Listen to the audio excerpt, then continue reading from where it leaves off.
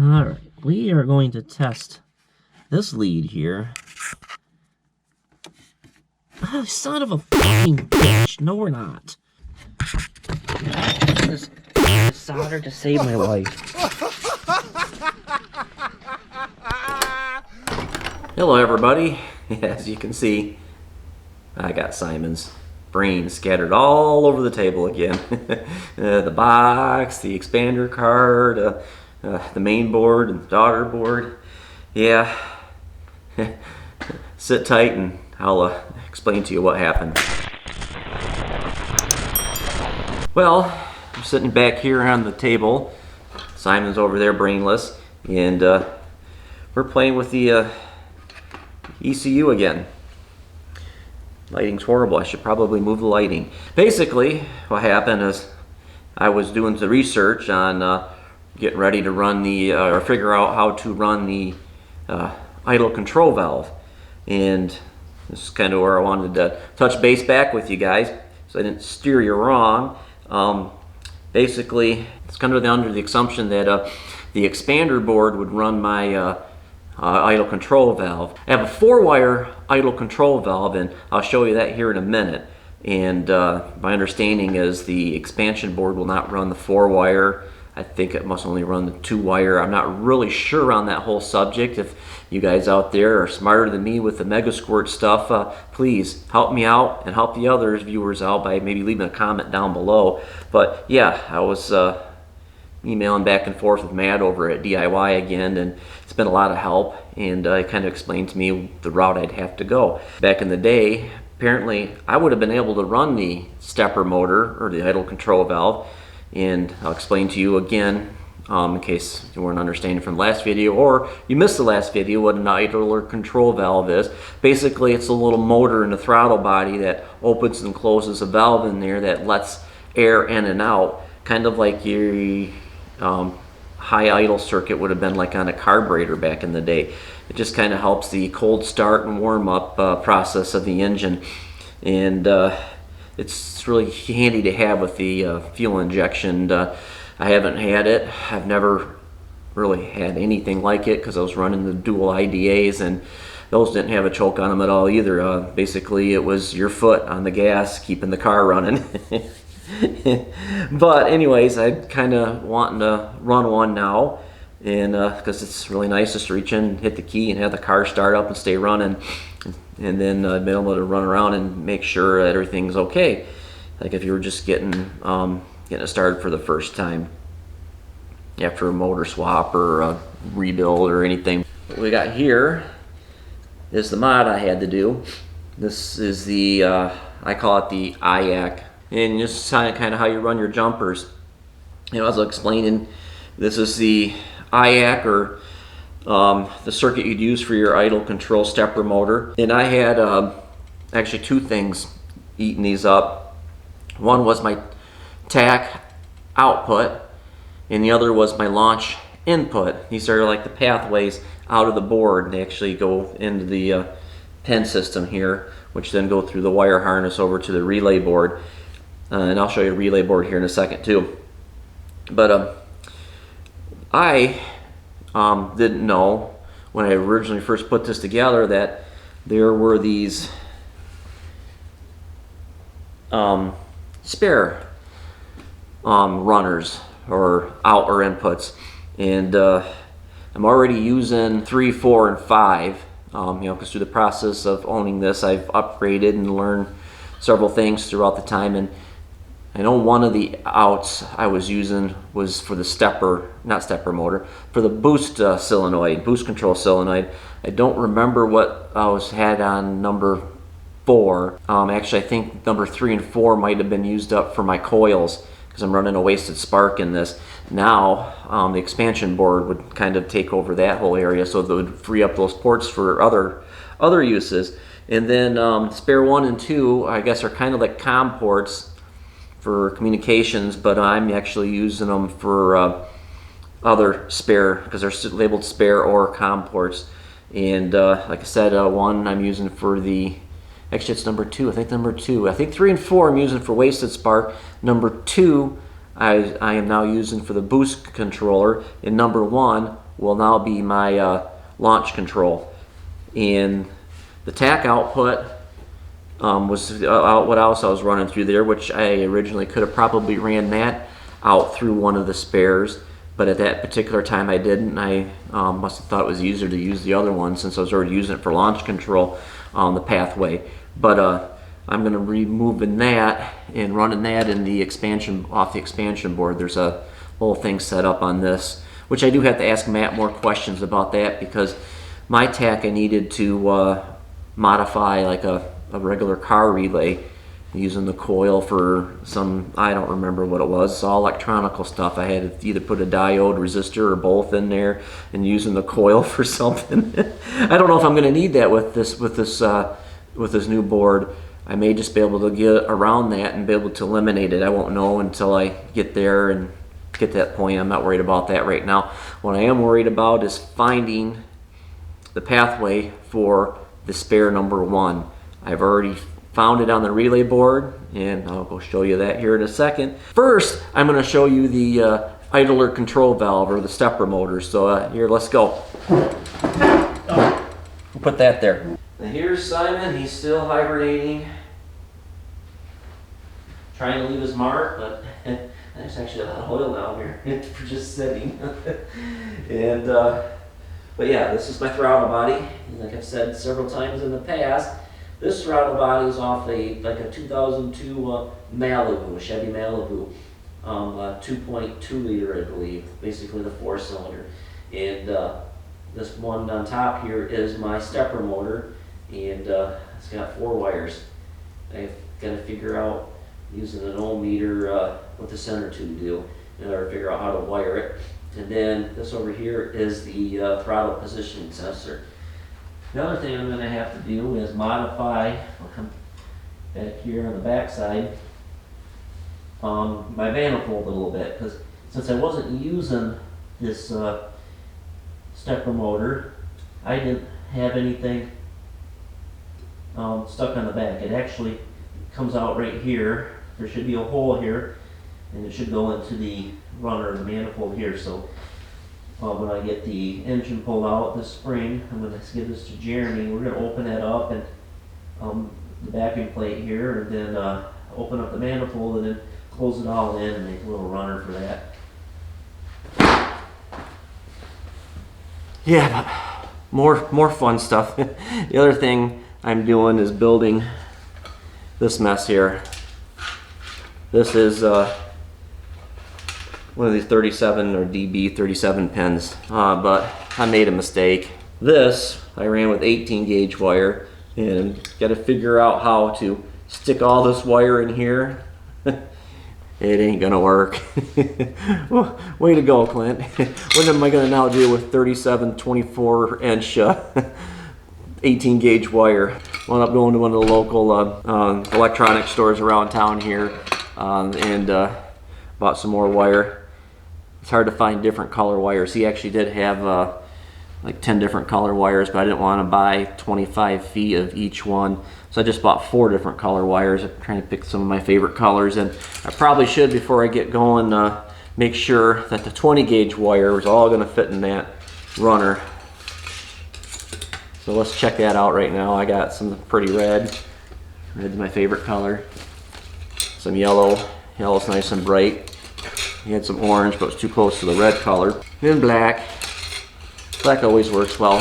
Kind of would have been nice. He did have some big spools of actual cable that had different numbers of wire. He thought he had 37 pin cable before. It would have been nice just to have 37 different colors. And then purple, dinosaur wire, dino wire. Alright, so there's the difference in the thickness. Yeah, I went through and even number coded each one of these wires, because each pin has got a designated number, and you kind of need to know that. And it'd be too hard if I didn't number it to figure out which one is which, but let's see if that works a little better. Oh yeah, I think that's going to work just fine. Alright, let me show you guys the relay board. Alright, so what we got here is a big mess. This is the relay board with my rat's nest of wires. And most of the stuff that goes through the cable here, all pins through here and over here, all the important stuff. But then you have your spares, which are right over here, and there's 4 of them. And you can see this little one right here. This is what I already did. And Clint's advice to you is, if you ever do one of these relay boards, you have your choice of actually building the thing or purchase it already built. The price difference really wasn't that much when I purchased this, so I just had it assembled. But yeah, I had to solder this the other day. And you can see I stuck heat shrink on here. I'll do this one too, and I got to solder it again. Oh crap! Because I don't want it to rub on there. Man, it's a pain in the butt to solder, especially when you're like me here. Hanging over the roll cage in the car.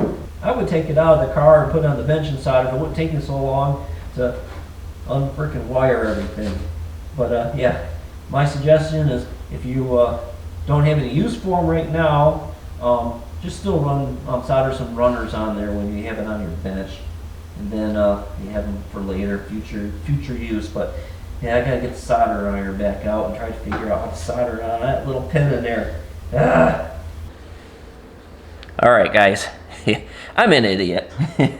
I'm going to show you how to do this the proper way now that I've done it 3 times. All right, to show you first is, I was literally going in the wrong hole for one. The one up front is actually JP something. Finger out of the way in on my finger. Alright. And you can see it's hard down in here, you know, there's no light. We've got these little tiny thin wires that go into the circuit board. Okay, the circuit board here on the relay has little tiny holes in it. A little better to see kind of like up there, and those little holes. Hopefully this picks up on the camera all right. But what I did, when I was looking at the other ones, I'm like, why are those wires so skinny? Well, I don't know if I learned this or figured this out myself, or if someone told me to do this, but if you take like the end of a resistor, cut it off, and if you're building your own MS2 or MS3, there's going to be lots of little wires left over because you trim everything. That's what's in the board. Okay, you solder that little run off the resistor into the board, and then you solder your wire to that. And then, like I said, but yeah, that's what I got this heat shrink on here for. Just to kind of keep the little wires from hitting the edge of the board there. But here we go. I got it in the right hole now.